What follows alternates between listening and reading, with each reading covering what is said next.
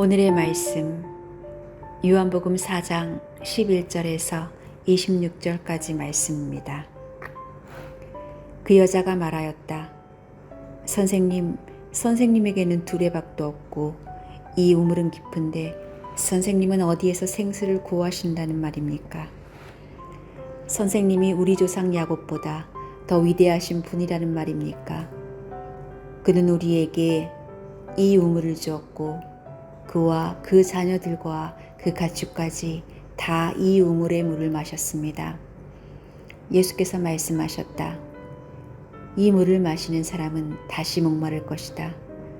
그러나 내가 주는 물을 마시는 사람은 영원히 목마르지 아니할 것이다.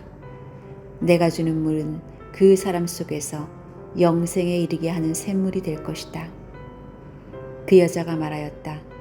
선생님, 그 물을 나에게 주셔서 내가 목마르지도 않고 또 물을 기르러 여기까지 나오지도 않게 해주십시오.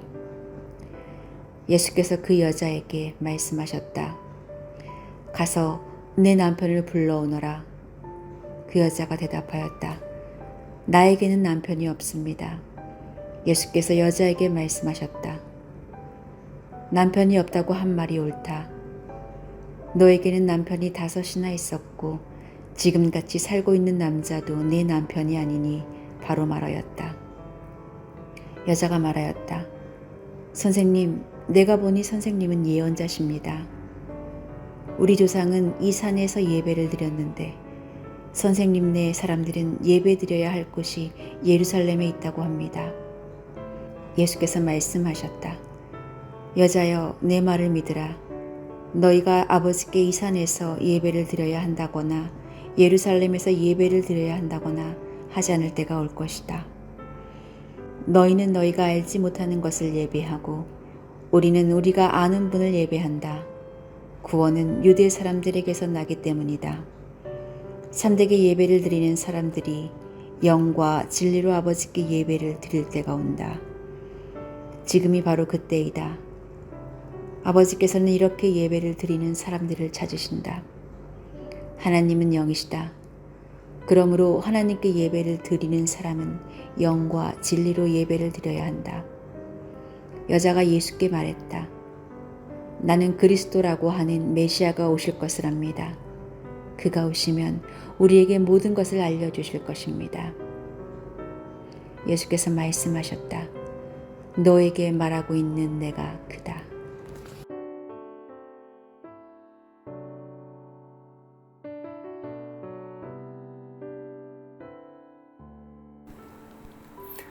한국 속담에 우물에 가서 숭늉을 찾는다라는 말이 있습니다.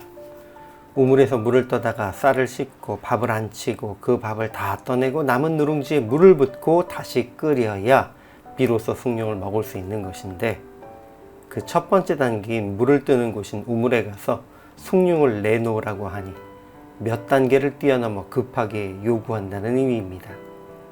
이렇게 성질이 급한 사람 흰잔 줄 때 사용하는 속담이지만, 반대로 얼마나 간절하면 우물에서 숭늉을 찾을까라고 생각해 볼 수도 있습니다.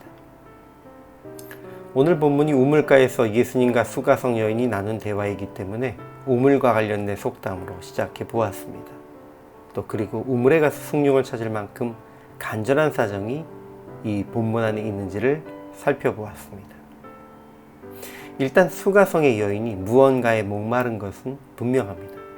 표면적으로는 목을 죽여줄 물, 생활에 필요한 물이 필요하기 때문에 우물에 온 것입니다. 그리고 여인에게 물을 달라고 말을 거신 분은 예수님이신데, 정작 더 목이 마르고 물이 필요해 보이는 것은 이 여인입니다. 예수님은 이 여인의 목마름이 단지 육체의 갈증을 채우지 못한 목마름이 아니라는 것을 알고 계셨습니다. 그래서 영원히 목마르지 않을 샘물에 대해 말씀하시면서 여자에게 남편을 불러오라고 말씀하십니다. 그 여인은 함께 사는 남자가 있음에도 남편이 없다라고 말합니다. 남편이 있어도 남편이 없는 것과 같은 목마름, 이미 5의 남편이 있었고 또 지금 다른 이와 살고 있는 목마름, 여기에서 우리는 이 여인이 자기 목마름을 육체적 관계의 목마름 혹은 보호받고 싶은 목마름이라고 생각할 수 있습니다. 그런데 대화가 이어지면서 이 여인의 목마름은 우리가 생각지도 못한 방향으로 이어집니다. 그것은 진정한 예배에 대한 목마름, 메시아, 그리스도의 오심에 대한 간절한 목마름이었습니다. 그런데 이 여인이 자기 목마름을 해결하기 위해 찾아온 곳은 그냥 육체의 목마름을 죽일 수 있는 우물가였던 것입니다. 처음에는 예수님이 목마르신 것으로 시작된 대화가 사실은 이 여인에게 진정으로 간절한 목마름이 있다는 것을 알게 하는 대화로 이어집니다. 그 간절함은 우물에서 숭늉을 찾는 것보다 더 엉뚱한 우물에서 메시아를 찾는 대화로 이어지고 있는 것입니다. 엉뚱해 보이는 대화의 진행이지만 그만큼 그 여인에게 간절한 것이 무엇인지 예수님께서 깨닫게 하신 장면입니다. 오늘 우리가 급하고 간절해야 하는 여러 가지가 있을 것입니다. 그러나 표면적으로는 그것이 간절해 보이지만 사실은 근본적인 목마름은 다른 곳에 있을 수 있다는 것을 기억해야 합니다. 무엇보다 하나님과의 관계, 주의 은혜에 대한 목마름일 수 있음을 기억하십시오. 그러니 오늘 묵상과 기도 가운데 예수님과 대화하십시오. 그리고 2020년을 마무리하는 이 시점에서 우리 안에 있는 정말 간절한 목마름이 무엇인지 확인하십시오. 주님께서 은혜의 선물로 그 목마름을 해결해 주실 것을 믿고 축복합니다.